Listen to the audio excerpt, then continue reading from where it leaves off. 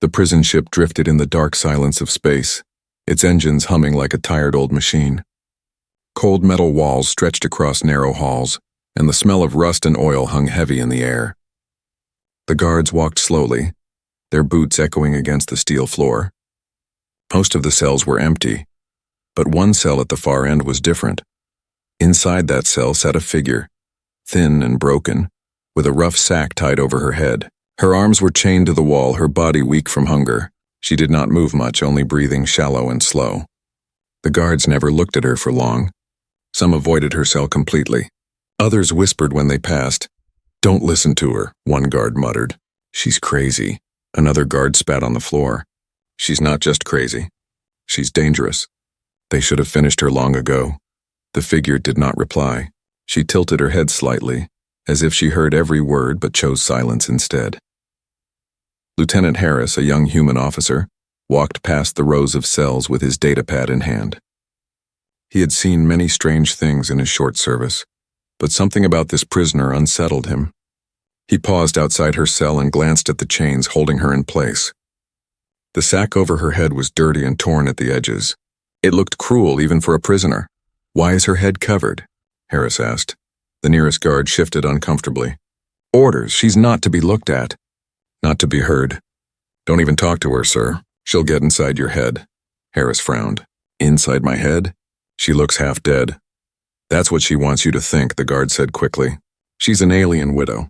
Her kind survive on lies. If you listen, you'll regret it." Harris turned his eyes back to the cell. A widow? He had read about them in old reports. A race destroyed years ago during the human wars in the outer systems. The last survivors were hunted down, blamed for attacks they may or may not have started. Some called them cursed. Others said they were witches of space. But Harris had never seen one in person. The figure shifted suddenly. A faint, dry voice came from behind the sack. "You should not be here." The words froze Harris where he stood. It was the first time he had heard her speak. Her voice was weak, cracked, but it carried a strange weight. The guards stiffened. One of them hissed, "Don't answer!" "Don't give her a chance," but Harris could not look away. "Why not?" he asked. The guards swore under their breath. One stepped forward. "Lieutenant, I told you, the prisoner cut him off, because the walls have ears. They watch, they wait, and you do not know what is already inside your ship." Her words hung in the air like ice. Harris felt a chill run down his spine. The guard banged on the bars with his baton. "Quiet, you'll starve in silence, you hear me?" But the widow did not flinch. Slowly she turned her head under the sack as if looking straight at Harris. "They told you I was crazy, didn't they?" she whispered. Harris swallowed hard. He could feel the eyes of the guards on him, waiting for him to walk away. But curiosity pulled at him stronger than fear. "Yes," he admitted. A dry laugh escaped her. It was soft, broken, but sharp like a blade. "Good," she said. "Then I am safe. As long as they believe I am mad, no one will see the truth. Until it's too late." Harris felt his chest tighten. Something about her voice made it hard to breathe. It wasn't madness. It was certainty. "What truth?" he asked before he could stop himself. The guards cursed. One grabbed his arm. "Sir, don't. She'll twist your mind." But Harris didn't move. He leaned closer to the bars, his eyes locked on the thin figure chained to the wall. The widow whispered again, her words barely louder than a breath. "They are coming. Not my kind. Not your kind. Something older. Something that feeds where light cannot reach. Your people will not see them until the hunger begins, and by then it will be too late." The ship groaned as if on cue, a long creak of metal under stress. The lights flickered for a moment, then steadied. Harris glanced up at the ceiling, then back at the prisoner. His throat felt dry. The guard pulled him back roughly. "Don't listen.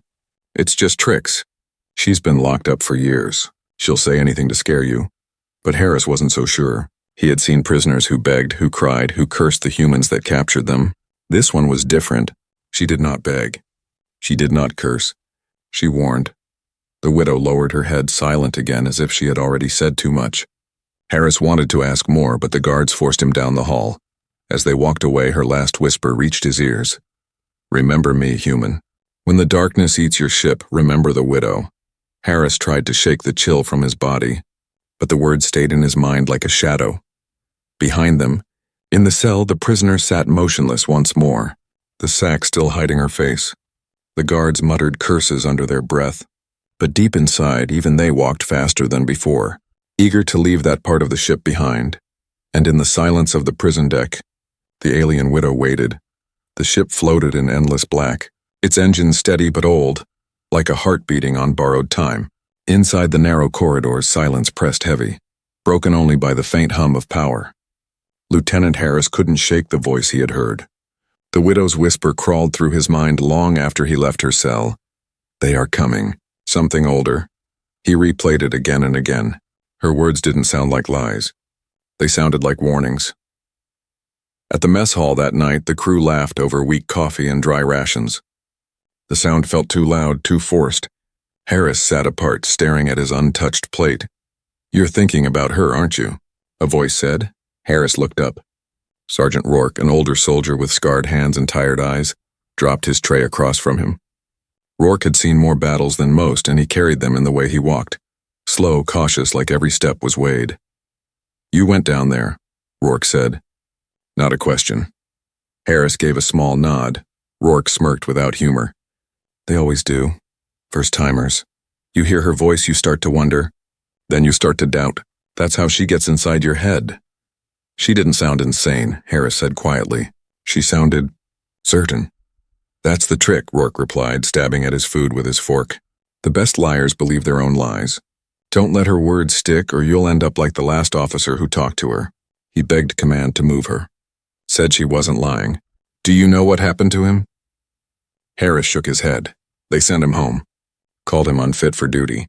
I heard he drinks himself to sleep every night now, muttering about shadows in space." Rourke leaned closer, his voice dropping. "Don't be the next fool who listens." Harris tried to focus on his food, but it tasted like ash in his mouth.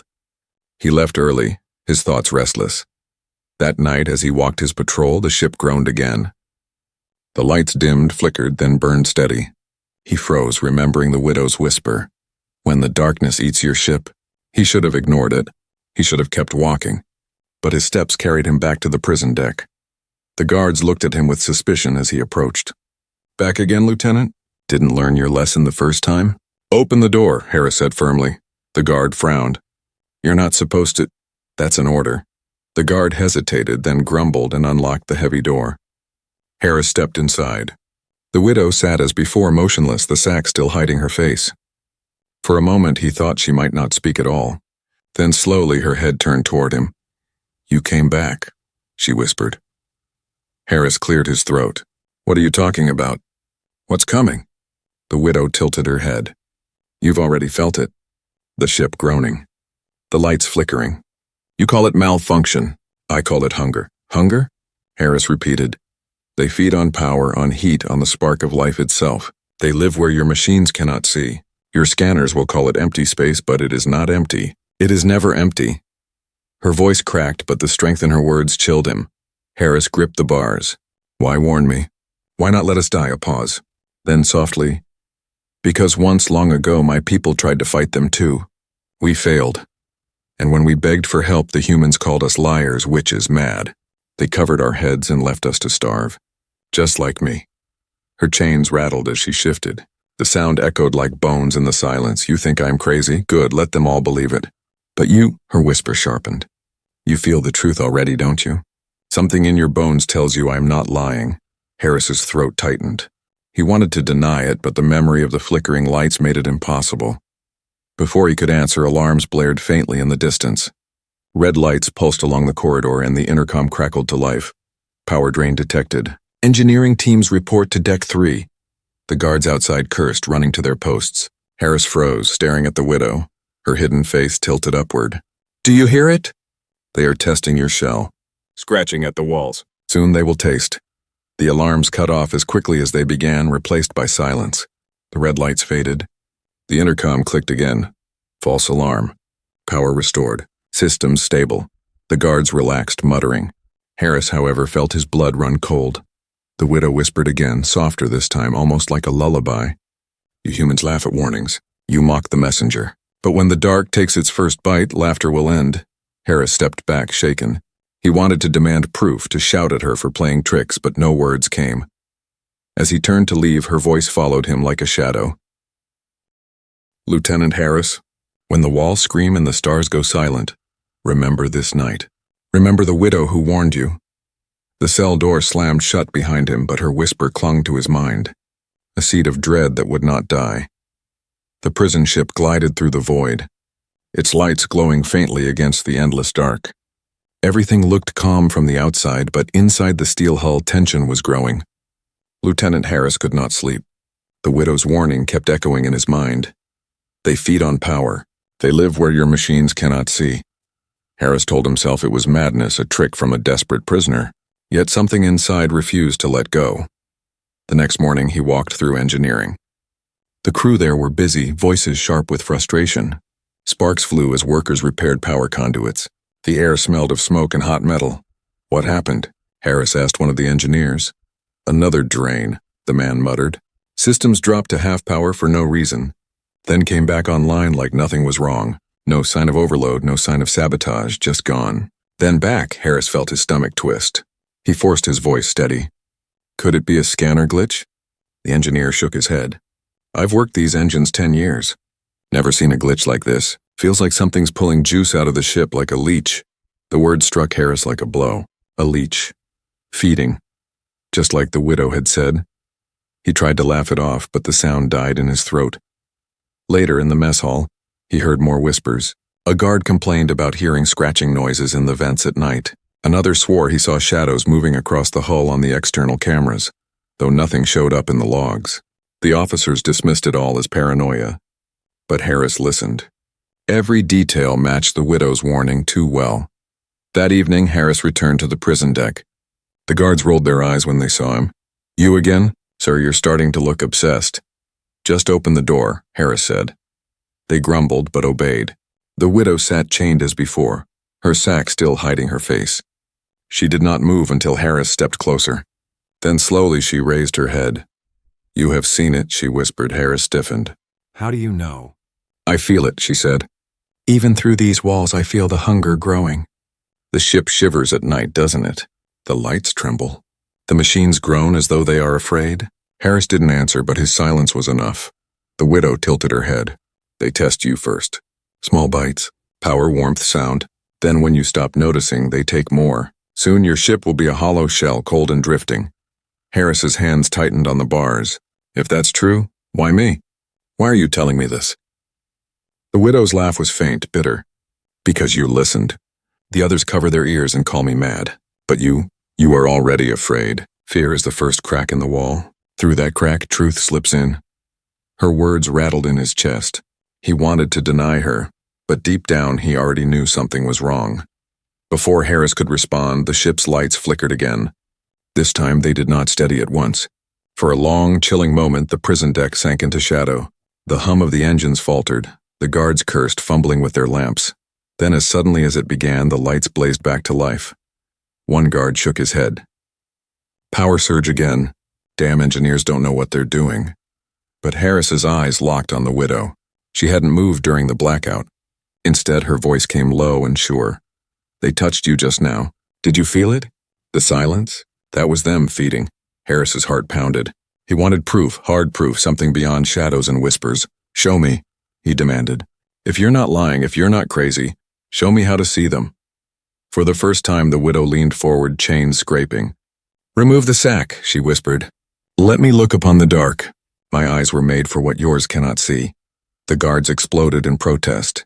No, she's not allowed. That sack stays on. Harris hesitated, torn between orders and instinct. If she was lying, he would be punished, maybe worse. But if she was telling the truth, keeping her blinded could doom them all. The widow lowered her voice, almost gentle now. You want proof, human? Trust your enemy once, and you will know your true foe. Harris's hands trembled on the bars. His mind screamed at him to walk away. Yet deep inside, something stronger whispered back. She's right. He didn't remove the sack. Not yet. But he leaned close enough to hear her final words that night.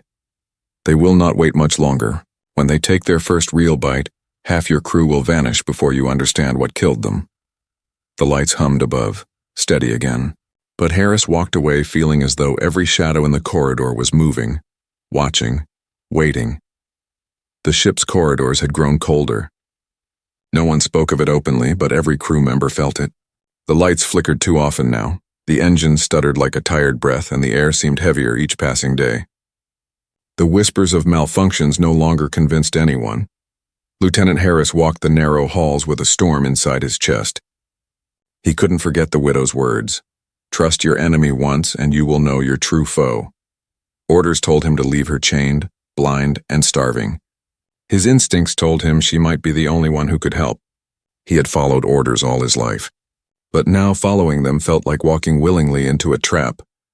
That night he found himself standing before her cell once more. The guards gave him sharp looks. "Sir, this is obsession," one muttered. "She's twisted your head." Harris ignored him. He stepped closer to the bars. The widow sat still, the sack over her head, her body frail but upright.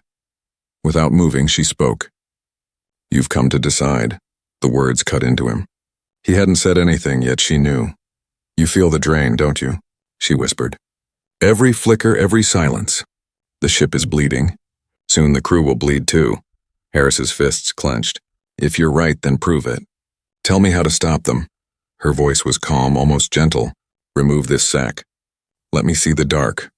Only then can I guide you. Until then, you are blind men walking into the jaws of wolves," the guard snapped. "That's enough.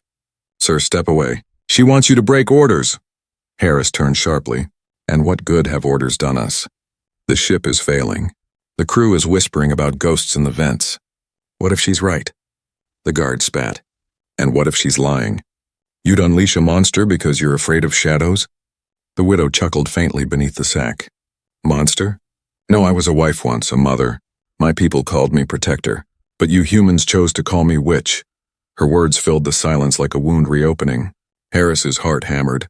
He thought of the engineers complaining about power drains, of the alarms that blared without cause, of the ship groaning like something outside was pressing against its walls. What if she isn't lying? The ship shuddered violently then, as though answering his thought. The lights dimmed and a deep groan echoed through the hull. Everyone froze. The intercom crackled. "All decks report. We're losing power again, 30% drop." The guards swore. One ran down the hall to check systems. The other gripped his baton tightly, eyes wide with fear. The widow's voice cut through the chaos. "They bite harder now. Do you hear it? The hunger grows. Soon they will not nibble. They will feast." Harris felt his decision clawing at him. The ship was dying. His crew was running out of time. He stepped to the bars, his hands reaching for the knot of the sack. The guard shouted, "Lieutenant, don't! I'll report you. This is treason." Harris's hand froze in midair. Sweat rolled down his neck. He looked at the guard's terrified face, then at the widow's still figure. "What if this is the only chance?" Harris said, his voice trembling. The guard shook his head. "Orders are orders. You're gambling with all of us," the widow whispered, soft but sharp as glass. "No, he is gambling for all of you." The ship shook again, lights flaring and dying in the same breath. For an instant, the deck was swallowed in darkness, and in that moment, Harris swore he heard something, scraping, slithering, a sound like claws dragging across the outside of the ship. When the lights returned, his choice was made. Slowly, his hand gripped the knot of the sack. The guard lunged forward, but Harris barked, "Stand down!" His voice cracked like a whip, full of authority. The guard froze, torn between obedience and fear. Harris pulled the sack free. The cloth fell away and the widow lifted her head. Her face was gaunt, her skin pale and marked with faint silver scars. But her eyes glowed faintly like two shards of starlight. They were not human eyes. They were eyes that had looked into places no human had ever seen. For a moment, silence ruled the cell. Then the widow inhaled deeply, as if breathing real air for the first time in years. "I see them," she whispered. Harris's heart pounded. "Where?" Her eyes burned brighter. She turned her head toward the ceiling, toward the blackness beyond the steel walls. They circle, hungry shadows pressing closer, thin and sharp like wolves at the edge of firelight. The guard stumbled back, crossing himself. "God help us!" Harris swallowed. He had broken orders. If command found out, his career was over. But none of that mattered now. What mattered was survival. The widow leaned forward, her chains rattling. "Now you understand. You cannot fight what you cannot see. But with my eyes, you have a chance." For the first time, Harris didn't feel doubt. He felt fear, yes, but it was clear, sharp, and focused. The choice was made. There was no turning back. The sack lay on the floor like shed skin. The widow's glowing eyes burned faintly in the dim cell, watching the ceiling as though the steel above her were glass. Harris felt his pulse in his throat. He had broken every rule drilled into him, and yet he couldn't regret it. "They are close," the widow whispered. "Too close. You should feel the air by now. Heavy, thin, like something stealing breath itself." Harris hadn't noticed before, but now he did. The prison deck felt colder, emptier, as if the air had been drained. He rubbed his arms, trying to shake it off, but the feeling clung to him. The guard outside muttered, "Sir, this is madness. This is all madness." Then the ship shuddered, hard. Sirens howled through the corridors. Red lights flashed as the intercom screamed, "Power levels dropping, 50%. Shields failing. All hands to stations." The deck tilted as the ship groaned, metal straining against some unseen force. Harris grabbed the bars for balance. Sparks burst from the ceiling lights. The widow's voice rose above the chaos, no longer a whisper. "They bite now. The feast begins." The guard bolted down the hall, shouting orders. Harris didn't move. He stared at the widow, heart racing. "Where are they?" Her glowing eyes turned slowly toward the wall as if she could see through it. "They cling to your hull. 4 of them. Thin like shadows, long like knives, feeding." Harris's skin crawled. "But we can't see anything on scanners." "They do not exist for your machines," she said. "Only the living can feel their hunger." The intercom crackled again, desperate voices spilling through. "Deck 3 is gone. Systems are shutting down one by one." Static cut the message short. Harris slammed his fist against the bars. "Tell me how to stop them." The widow lifted her head higher, eyes glowing brighter. "Release me. My chains blind more than my eyes. If you want to live, trust me." Harris hesitated. The order against freeing her was absolute. But what good were orders when the ship was dying? Before he could answer, the deck shook again, harder this time. The lights died completely, leaving only the red emergency glow. A deep groan tore through the ship, and then a sound, scraping. Long, sharp scraping across the hull, like claws dragging down steel. The widow spoke into the darkness, calm and terrible. "They are testing the shell. Next they will crack it open." Harris's chest tightened. His crew was out there panicking, fighting ghosts. And here he stood, staring at the only being who seemed to understand what was happening. The guard stumbled back into view, pale and sweating. "Lieutenant, the captain wants all sections sealed. We're losing this ship." Harris turned to him, voice steady but sharp. "Open the cell." The guard's eyes widened. "What? No!" "Sir, that's suicide." "Do it," Harris barked. The guard shook his head violently. "You've lost it." "She's one of them. The ship lurched, throwing them both to the floor. A horrible groan filled the air, louder than before. Harris swore he heard screaming echoing faintly from distant decks. The widow's voice cut through. "Every second wasted is another life gone. Decide, human." Harris scrambled to his feet. He grabbed the guard by the collar. "Open it or we're all dead." The guard's hands shook. For a moment, Harris thought he would refuse. Then with a curse, he swiped his keycard. The cell door slid open with a hiss. The widow rose slowly, chains rattling as she stepped forward. Harris saw her fully for the first time.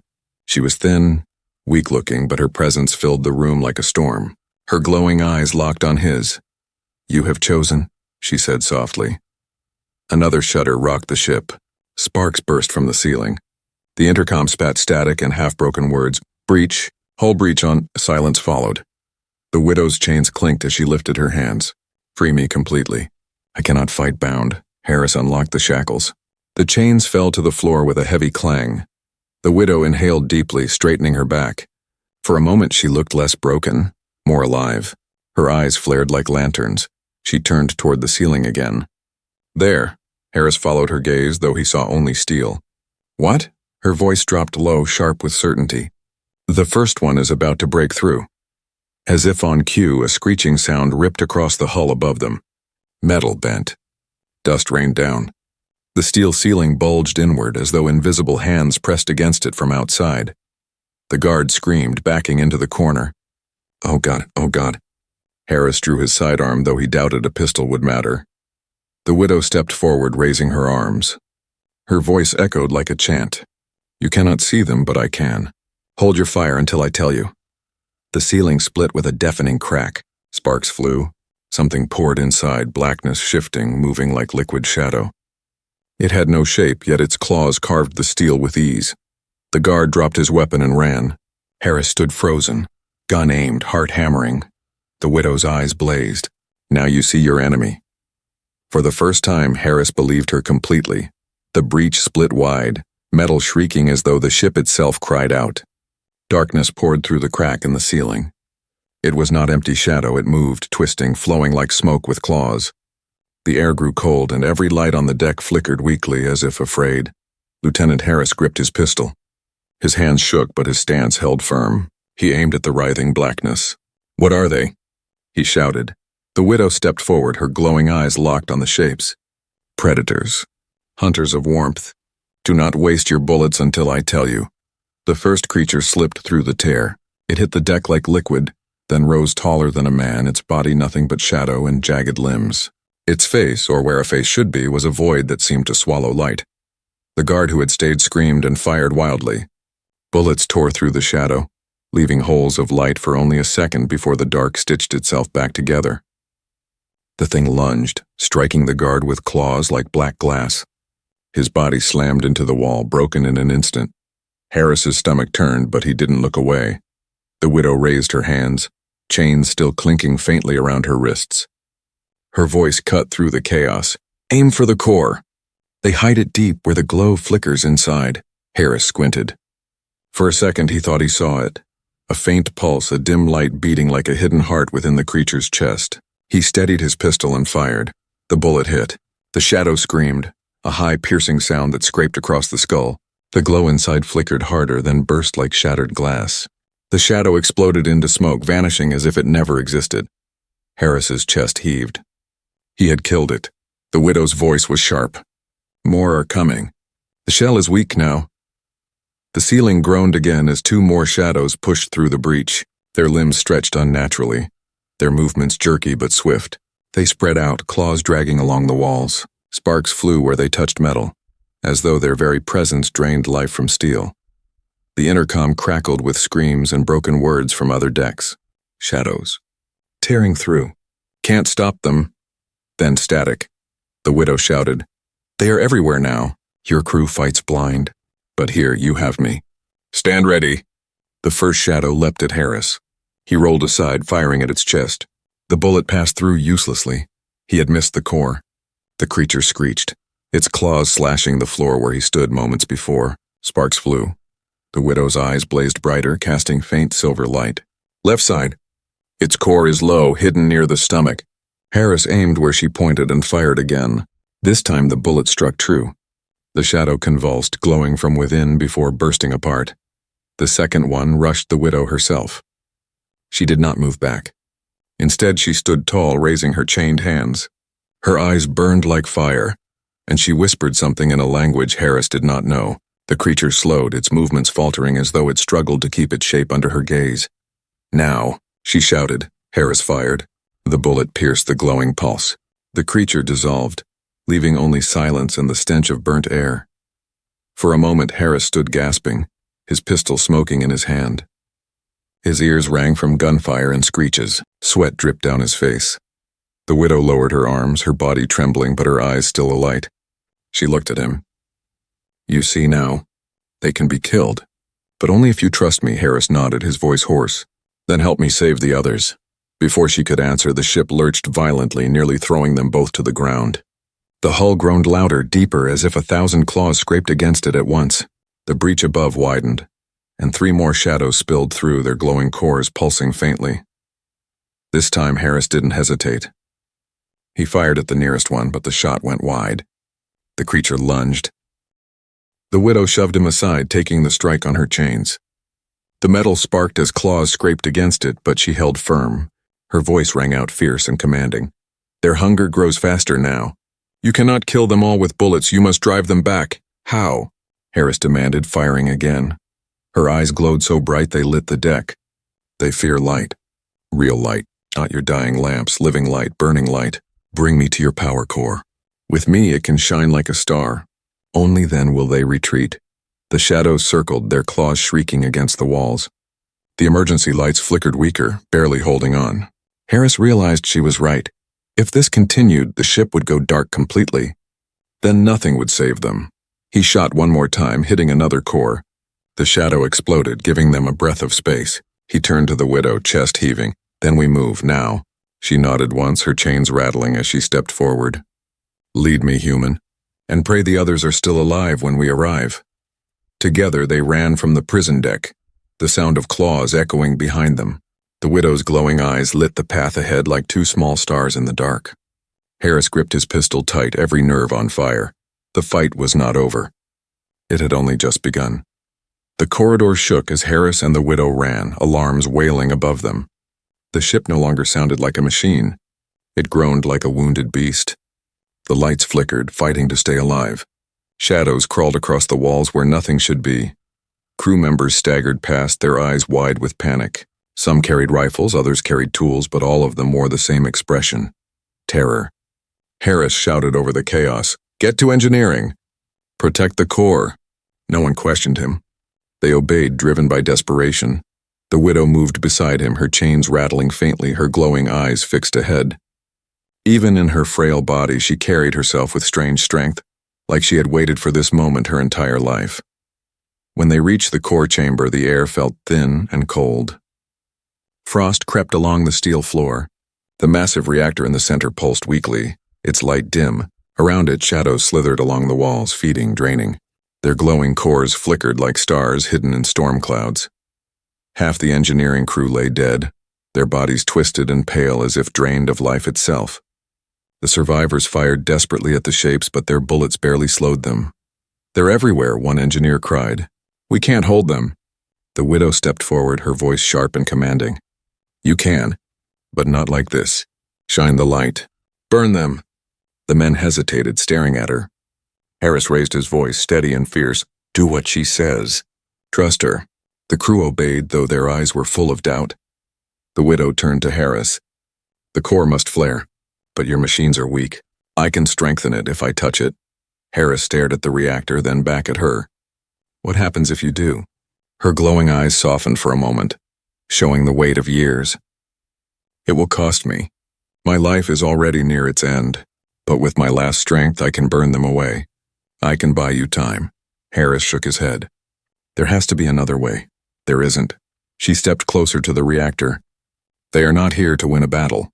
They are here to test you, to taste you. If you do not fight back now, they will return with more. This flare is your only chance." Before Harris could argue, a shadow lunged at him. He spun and fired, striking its core dead center. The creature shrieked and exploded. Smoke burned his throat. The widow pressed a chained hand to the reactor. Her body shook as the machine groaned. Light spread slowly from where she touched, brightening the chamber. The shadows recoiled, screeching in pain.